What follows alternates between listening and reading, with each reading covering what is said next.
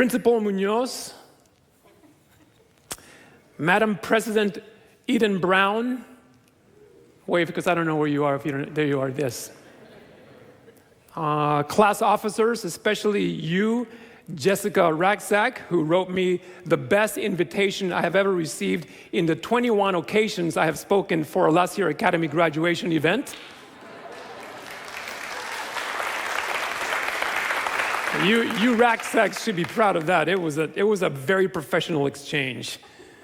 Not saying that the last 20 invitations were not good, but this one was exceptional. Some of them were not great. I was texted a couple of times asking if I would do it, which is probably not the best way to ask a speaker, but nonetheless, the best. Class sponsors, Mrs. Christensen and Mr. Marufo. Faculty and staff, you brave souls, and way less often mentioned heroes of the last year. Yes.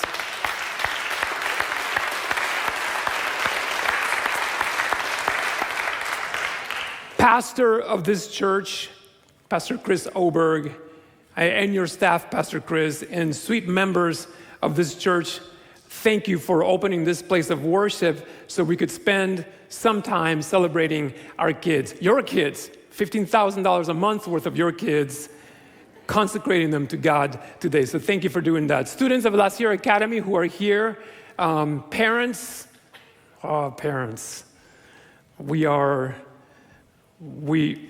say a little bit more about you in a moment. Family, friends, visitors present, and those watching through the internet machines. And especially you, class of 2021. What an honor to celebrate with you and to share some thoughts on your high school baccalaureate.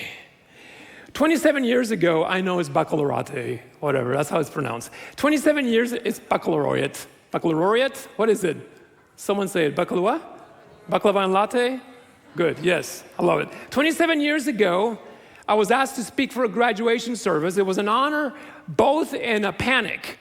I asked one of my mentors at the time for advice, and he said these words to me, Sam, keep it short and sweet. Since then, it has been my habit at every consecration, baccalaureate, or commencement to pass out something sweet for the graduating class to eat while I speak. Serving as the sweet part of my sermon, usually, also engaging your neurosensory memory part of your brain so you remember everything I say.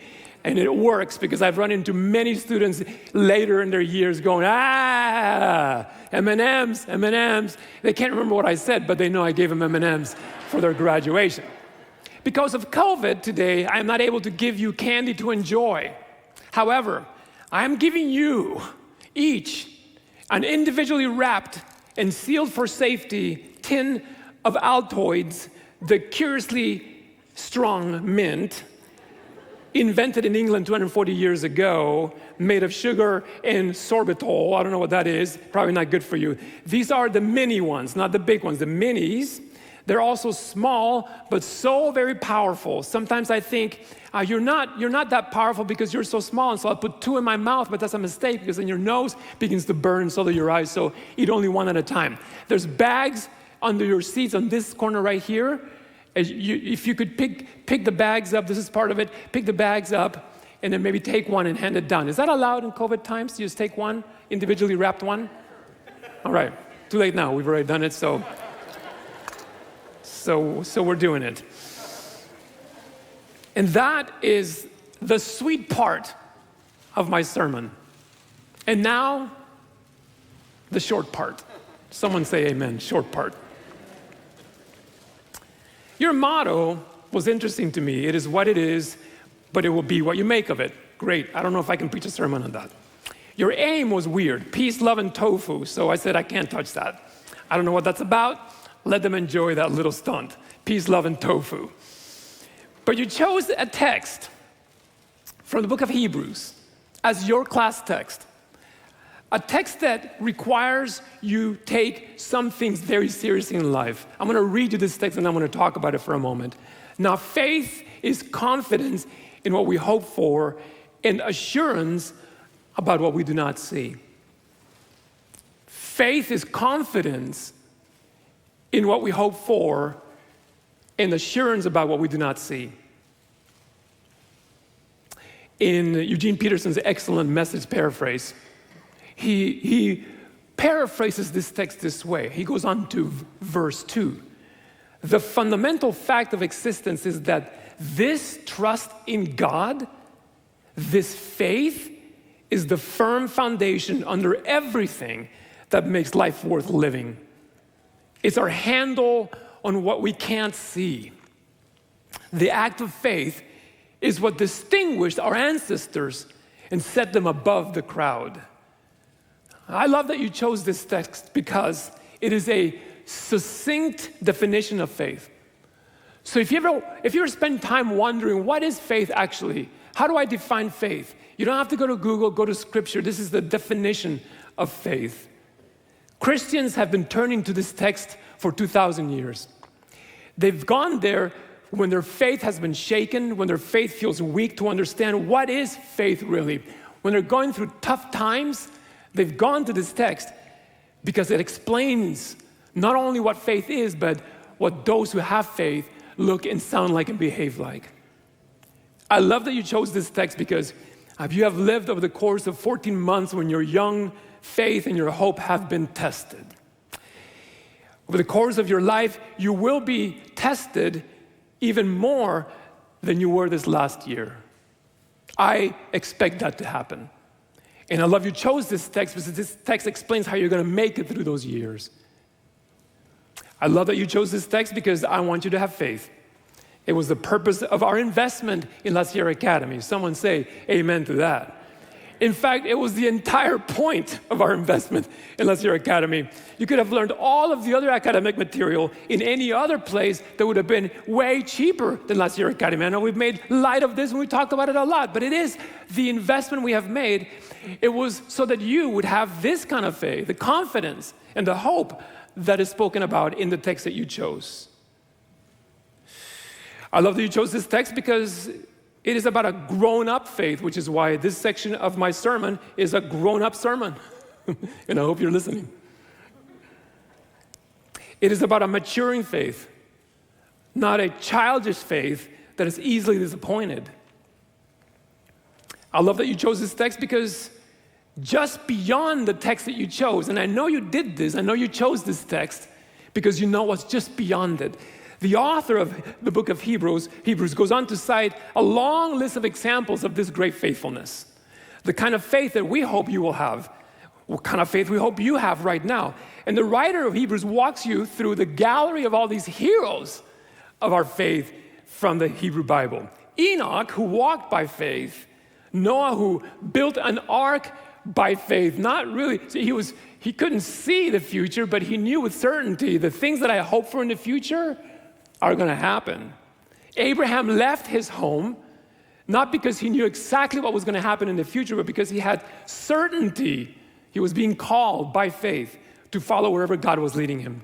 Isaac, who is also mentioned here, among many things that define his faith, I love this one.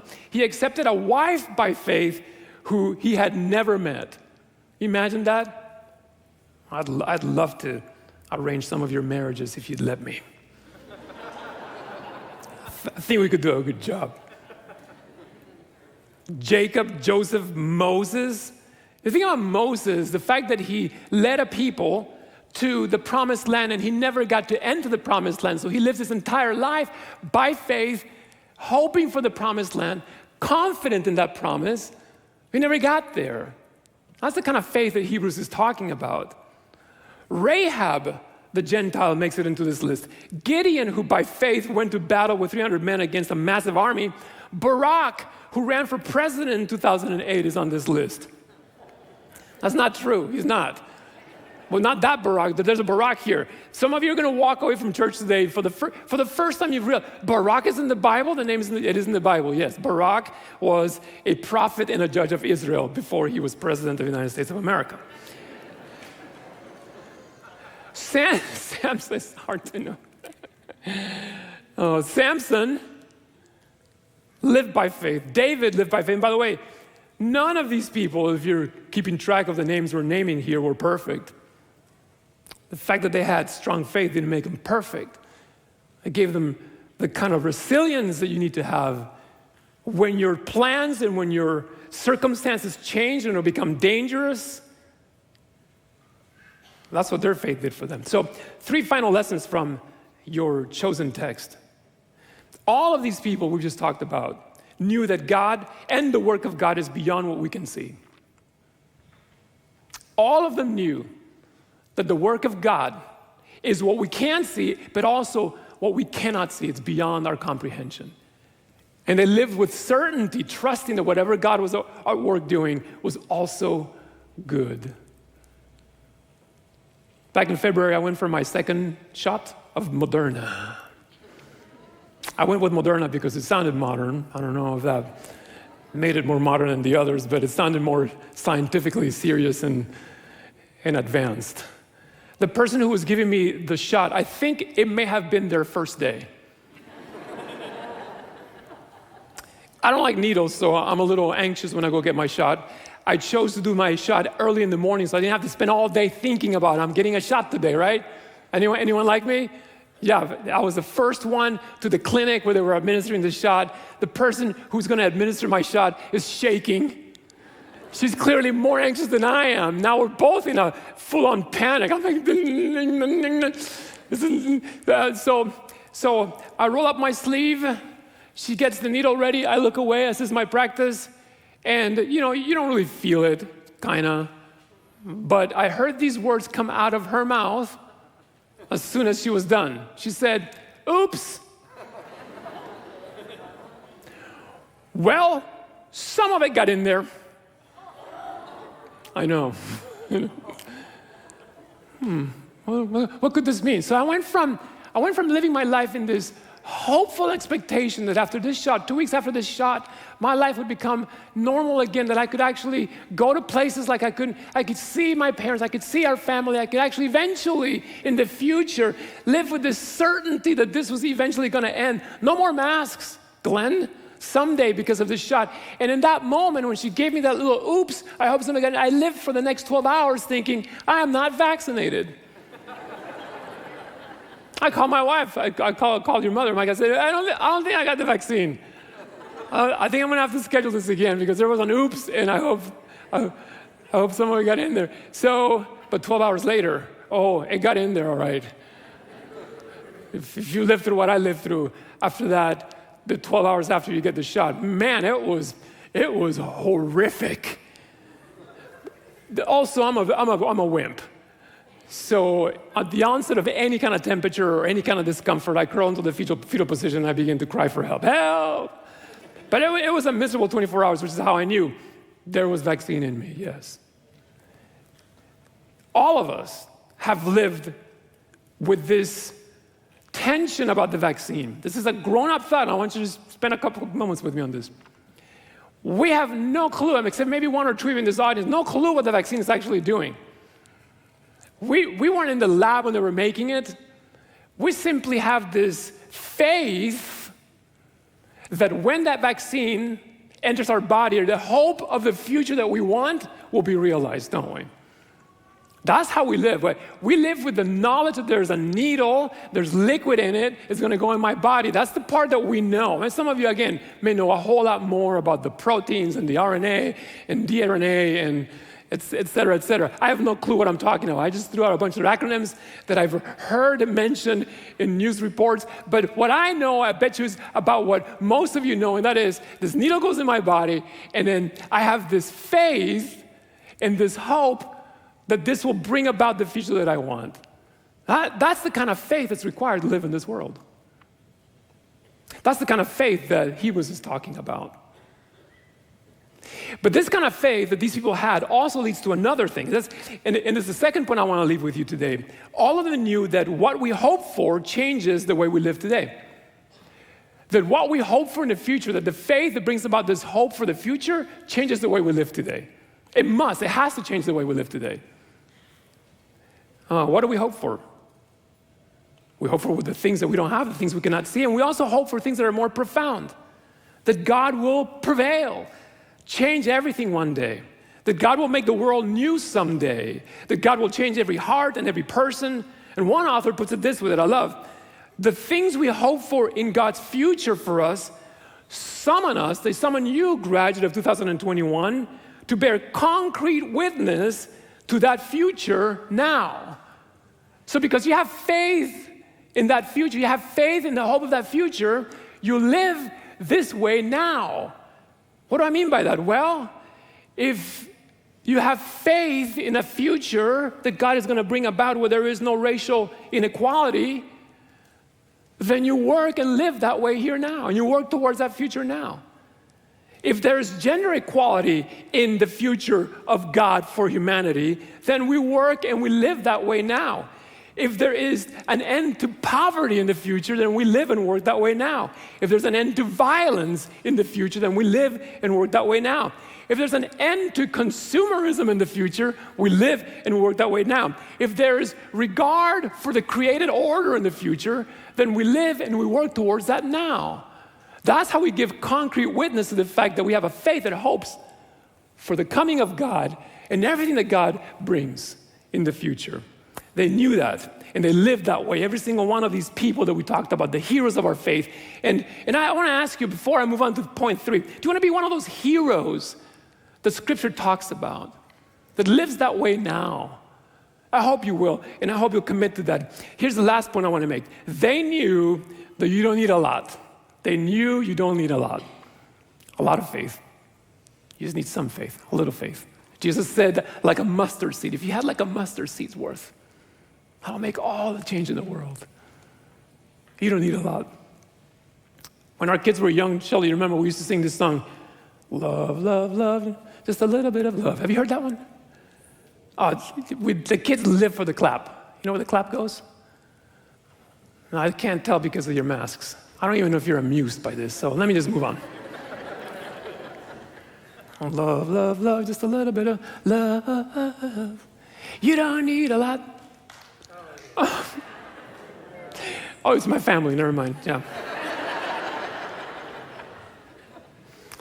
Thought about this as I was writing this week. I thought, yeah, faith, faith, faith. You don't need a lot. Just give it what you got. Tomorrow, this is the part. Pastor Chris and I talked a little earlier today. She said, are you going to make it through this without crying? No, I'm going to weep like a baby. And here's the part. Tomorrow, my family's 16-year run with La Sierra Academy comes to an end. We began in 2005 with our daughter, Allie, and all this ends tomorrow with our son, Micah. And many of you parents, raise your hand if tomorrow is your last day. Your last day. Look at you. It's bittersweet, isn't it? So I have been savoring everything for the last week. The last of everything. The last Friday email newsletter yesterday with all the graphics. Just got to scroll through and see what's new this week. Is there anything new this week?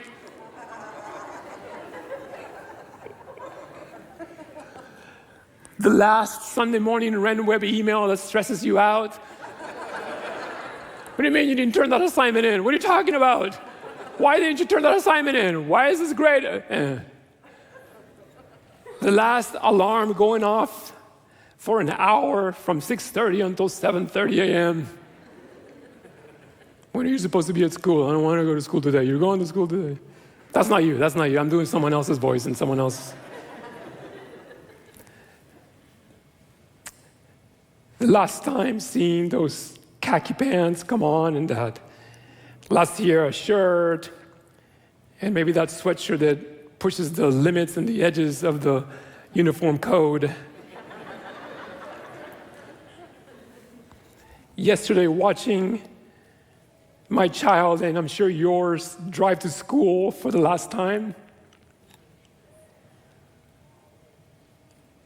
What a sweet run. And we, our family, is so grateful to this academy for teaching our children to love Jesus, giving them an opportunity to flourish in their faith and to have the kind of faith that Hebrews 11 is talking about. When a bunch of you were in the 7th grade here at La Sierra Academy, raise your hand if you were in the 7th grade in La Sierra Academy. Beautiful. This is going to work better than I thought. you got to go on that glorious marine biology education trip to Catalina Island. I was honored to have been selected out of 80 parents to be one of your chaperones. I say honored, but that feeling of honored quickly faded away on the boat ride to Catalina Island when a bunch of you got sick. I remember sitting downstairs in the boat next to a window and seeing vomit first splash on the window and then slowly run down the window. And that repeated itself all the way to Catalina Island. Our first camp, Toyon Bay, remember Toyon Bay, was great. A beautiful setting, nice facilities, except for that random buffalo that just meandered around the camp. I thought was going to eventually gore one of you to death. It was a nice place. I thoroughly enjoyed it. I kept thinking, I could get used to this. But then midweek, Mr. McFarland had us move to a different camp. Not so great. The last 2 days we spent in a camp called Fox Landing, which is you see this picture here, Fox Landing. You're probably thinking, it looks nice, Sam. What are you complaining about? No, you don't see the rustic parts. There was no good cell phone service. There was like 2 places on the camp where you could access cell phone service. I knew as we were arriving, as we pulled up to that dock you can see right now, I knew some of us are not going to make it out of here alive. If this is the only way to access help through this dock, some of us are not going home. But we had a great time, didn't we? It was fantastic. Busy, exploring the coast by foot, on kayaks, in the water. On the final night, the grand finale of our time there, the staff said, hey, tonight we get to dissect a squid. Remember this? Or was it an octopus? It was a squid, wasn't it? It was squid. Yeah, some of you are shaking your head with like, yeah, PTSD. In the same dining room where we had been enjoying our food, in the same tables, with no cleansing of any kind, they placed directly on the table on a piece of paper these dead animals, the slimiest, smelliest looking squid to dissect. The kids were given what I thought were really clear instructions, very good instructions, very specific on how to dissect the animals. And all that was going pretty well at first. I want to show you a couple pictures from that night. Show them a couple pictures, would you, Adam? There's the squid, and that other thing, I don't know what it is, a baby stingray. It was going great. Show them the next picture. Yeah, look at that slimy, disgusting thing. Show them the next picture. Yeah, look at the joy with which the children were exploring their natural habitat and learning about God's creation. And then show them the next picture, would you? Look at the joy, the happiness. I love this. This is priceless. This is awesome. It probably shows you more accurately what was going on, half and half in the room. Show them the next picture and then pause it. Oh, no, here we go. Yeah.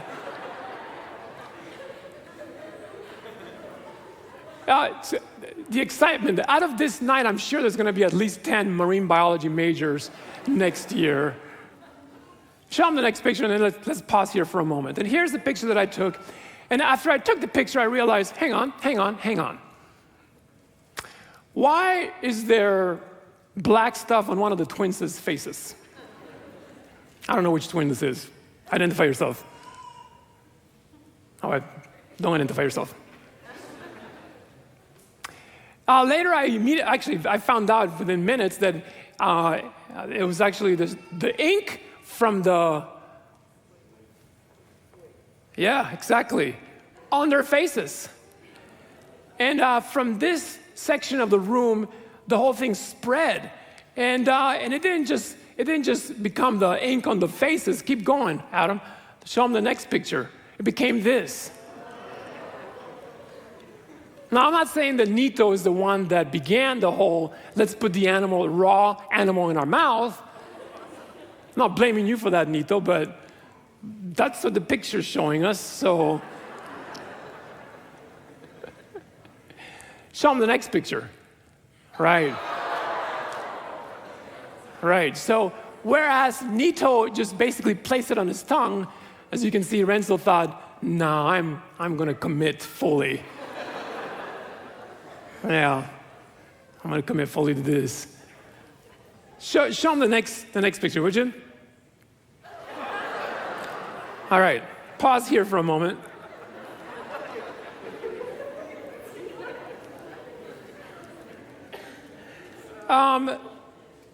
At the risk of breaking HIPAA, FERPA, and any other rules that exist out there to protect the privacy of the next thing I'm going to tell you, I'm doing it anyway. I went over to Micah's table and immediately noticed that Ian Johnson's eyes were red and he was having a hard time breathing. As you can see right there, Ian, you probably are already going, and there was more of the kids who suddenly went into what now I understand a severe allergic reaction bordering on full-on anaphylactic shock. I Googled that later to see what it actually meant. We took all of them, when I say we, the responsible teachers and chaperones of this trip, we took them all to the nurse. I was the most worried about Ian because Ian had a hard time breathing. And I could hear him breathing on the way to the nurse. The nurse says to me, his medical release form says he's allergic to Benadryl. I thought, how can you be allergic to the allergy medicine? But in fact, he was allergic to the allergy medicine, Benadryl. So she says to me, can you contact the parents and ask what we should give them? I said, there is no cell phone service here. She said, run to wherever the little spots are, there is cell phone service, and call the parents and ask what we can give them. She was calm, but I knew they train nurses to be calm when someone's dying. So at this spot that I found where the cell phone worked, I actually sent a message to David Johnson, father of Ian Johnson. Dave Johnson, you're going to be amazed by this. I actually found our exchange online. It's still there, which means everything you say online stays there. This is 5 years later. David, Ian is having a minor. I put a parenthesis around minor again, repeated. Minor allergic reaction to the squid we just dissected. If he needs something for allergies, that is an antihistamine, what do you give him? Just in case. I actually said, just in case.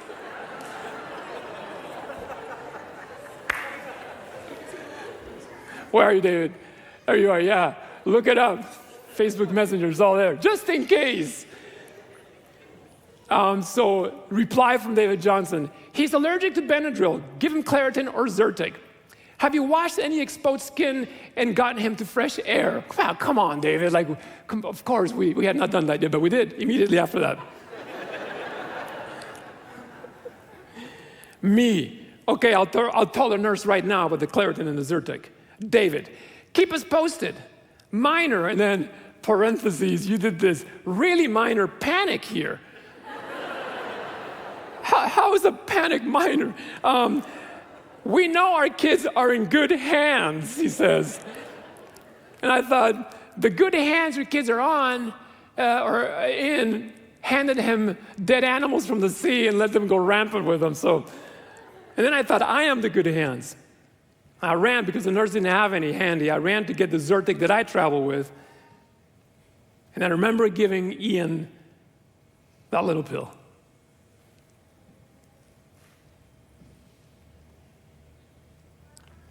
A pill, by the way, that's about the size of an Altoid. Show them the next picture, would you, Adam?